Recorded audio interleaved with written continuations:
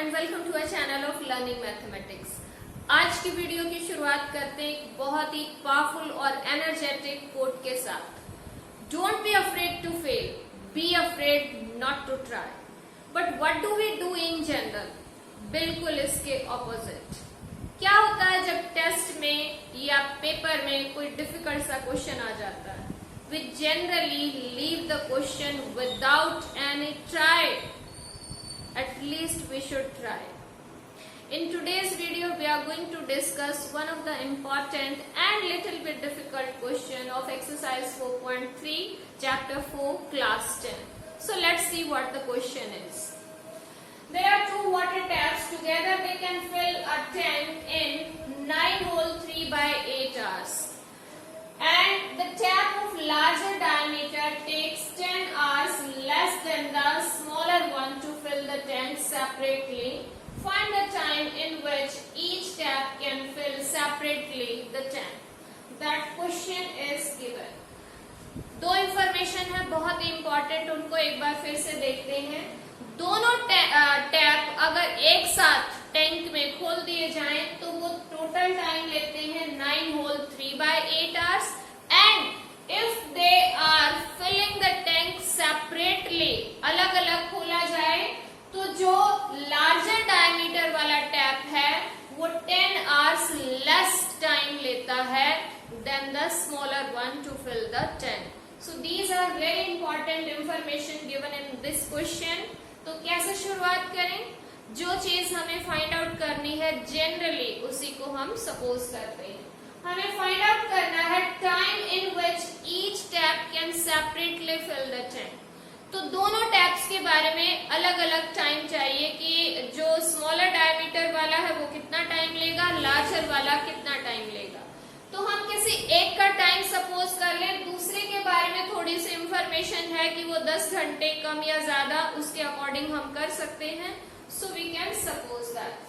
अब in general क्या होता है कि जिसके बारे में थोड़ी सी इंफॉर्मेशन पता है उसकी बजाय हम दूसरे वाले के लिए सपोज करते हैं जिसके बारे में इंफॉर्मेशन नहीं पता। जैसे यहाँ पर लार्जर वाले के बारे में पता है कि वो स्मॉलर से 10 hours लेस लेता है, स्मॉलर वाले के बारे में नहीं पता कि वो क्या टाइम लेता है। तो हम इसमें सपोज करते हैं let time taken by smaller tap. Smaller diameter वाला टैप लिखने की बजाय मैं सिर्फ स्मॉलर टैप लिख रही हूँ। Let time taken by smaller tap to fill the tank. To fill the tank is x hours। x hours को लेता है पूरे टैंक को अकेला भरने के लिए। तो क्या हमें ये पता नहीं चल गया कि time taken by larger tap to fill the tank will be x minus 10 hours, because it is written in the question कि जितना टाइम स्मॉलर वाले ने लिया है लार्जर वाला उससे 10 घंटे कम टाइम लेता है। अब इस टाइप के क्वेश्चंस में हमें इनको कन्वर्ट करना है इक्वेशन में। इक्वेशन कैसे बनेगी और क्या मिस्टेक बच्चे करते हैं वो हम देख रहे हैं। बच्चे इन जनरल करते हैं कि इन दोनों टाइम्स को ऐड कर देते हैं और इक्वल टू लिखते हैं 9 होल 3 by 8। सोच के देखिए कि एक अकेला पाइप किसी टैंक को भरने में मान लीजिए x hours लेता है। x की बजाय हम समझ लेते हैं कि ये 15 घंटे लेता है, और दूसरे वाला बड़े डायमीटर वाला जो है वो उसको भरने में सपोज 5 घंटे लेता है। तो दोनों का टाइम अगर मिला देंगे तो ये तो 20 घंटे हो जाएगा। जबकि दोनों एक साथ अगर वर्क करेंगे तो जो टाइम है वो उनको कम लगेगा। Isn't that? Even 5 घंटे से भी कम लगेगा, क्योंकि अकेला ये भरेगा तो इसको 5 घंटे लगते हैं, इसके साथ ये भी तो वर्क करेगा।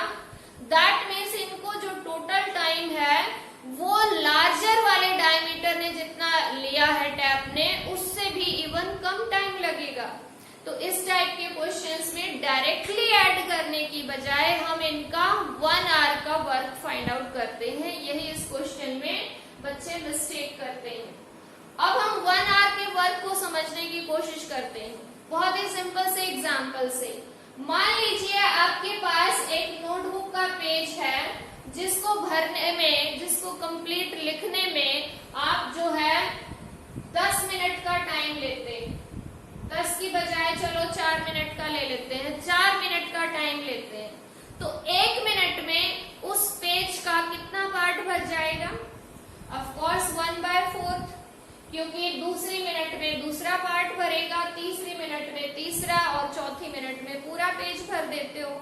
दैट मीन्स अगर हम 1 मिनट का वर्क फाइंड आउट करें तो दैट विल बी 1/4। ये 4 क्या है? जितना टाइम टोटल लिया था। तो इसी तरह से आप इसको किसी और एग्जाम्पल से भी समझ सकते हैं। सपोज किसी काम को करने में हमें 2 घंटे लगते हैं तो 1 घंटे में आधा काम हो जाएगा।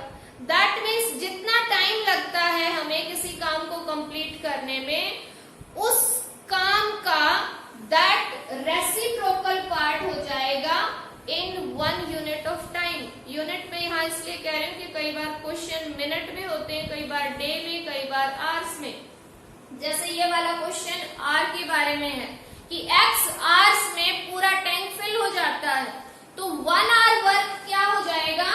दैट विल बी 1/x, यानी 1/x part of that tank will be filled in 1 hour by the smaller tap. इसी टाइप से लार्जर वाले को अगर अकेला जो है टैप ओपन किया जाए तो वो 1 आवर में कितना काम कर देगा? x - 10 1/, यानी इसका रेसिप्रोकल कर दिया।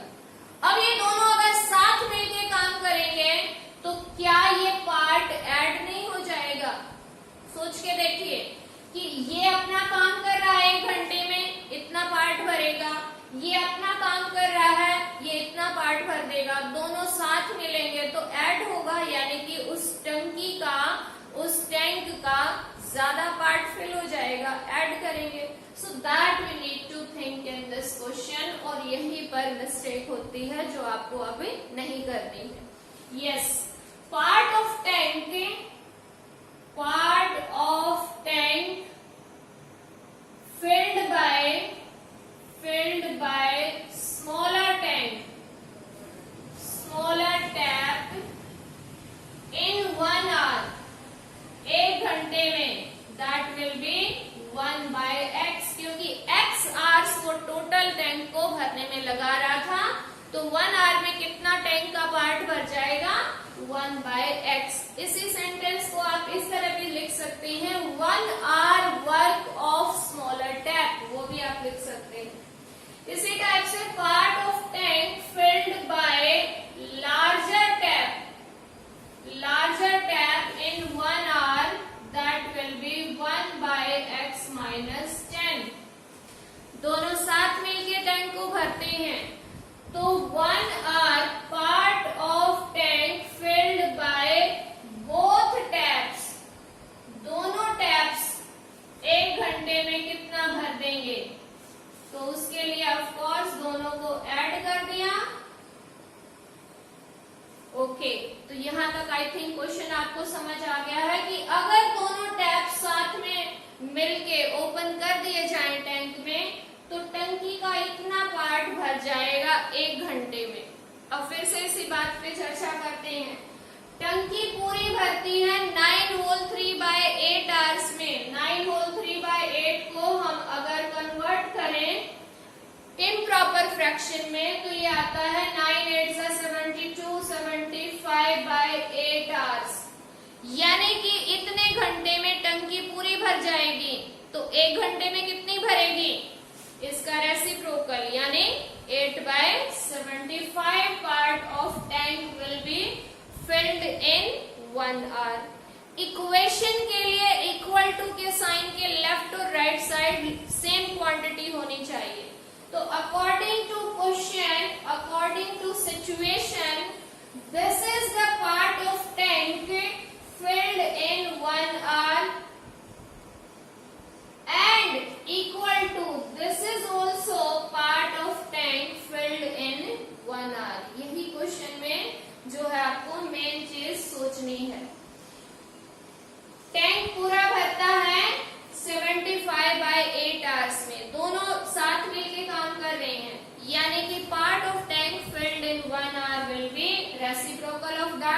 is 8/75.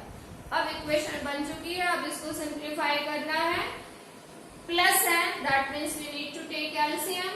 x into x minus 10 will be LCM, and after that here it will be x minus 10, then there is plus sign और यहाँ आ जाएगा x is equal to 8/75.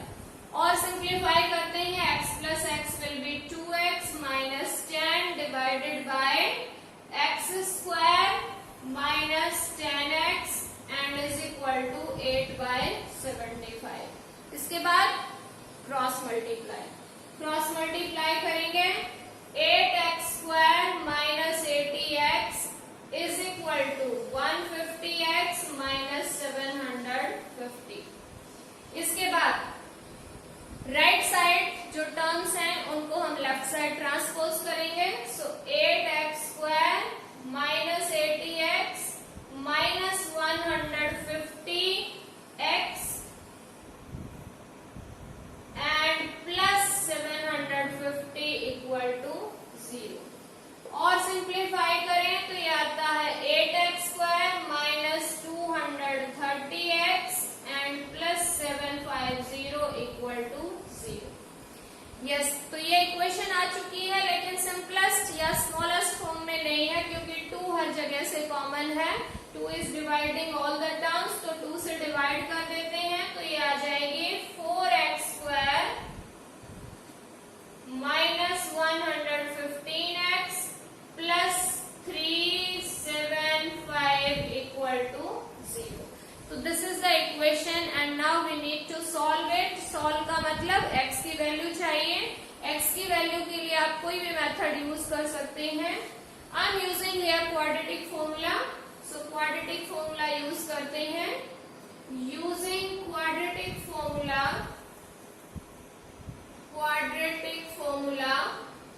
and write the quadratic formula when you are applying that. X is equal to minus b plus minus square root b square minus 4ac divided by 2a. What are a, b, c? a क्या होता है? x square का coefficient that is 4, b is coefficient of x that is minus 115 and c is constant term that is 375. So put all the values here to get the value of x. X will be minus b, that means plus 115 plus minus square root b square. 115 का square करेंगे और जब आप उसको करेंगे square then it will be 13225 minus 4 into a. a की value है 4 and c is 375 and divided by 2 into 4 that is 8. Yes, x is equal to 115 plus minus square root 13,225 minus 375 4za, that will be I think 1500 4za 6000 and divided by 8. अब इनको minus करेंगे and then square root करेंगे. Minus करें तो that will be 7225 और फिर उसका square root that will be 85. वो आपको फाइंड आउट करना. So 115 plus minus 85 divided by 8. ये हमारे पास एक तरह से लगभग आंसर के नजदीक हम हैं. अब यहाँ पर 2 साइन है, हमें एक बार प्लस साइन कंसीडर करना है और एक बार माइनस साइन कंसीडर करना है to get the 2 values of x. और फिर हमें देखना है कि क्या दोनों वैल्यूज पॉसिबल हैं या फिर नहीं है. So taking positive sign